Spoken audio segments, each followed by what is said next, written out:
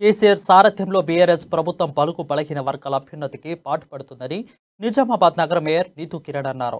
నిజామాబాద్లో కంటి వెలుగు కార్యక్రమాన్ని ప్రారంభించిన నీతూ కిరణ్ కార్మికుల ఆరోగ్యం పట్ల వారి కుటుంబాల ఆరోగ్యాన్ని ఈ రాష్ట్ర ప్రభుత్వం అత్యంత ప్రాముఖ్యత ఇచ్చిందని అన్నారు.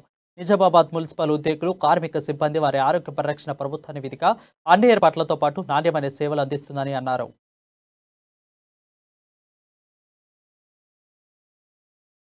ఆత్మీయ సోదరి కవితక్క గారి జన్మదిన సందర్భంగా మరి మున్సిపల్ కార్పొరేషన్లో కంటి వెలుగు కార్యక్రమాన్ని ఒక వారం 10 రోజుల పాటు క్యాంపెయిన్ స్పెషల్గా ఏర్పాటు చేయడం జరిగింది.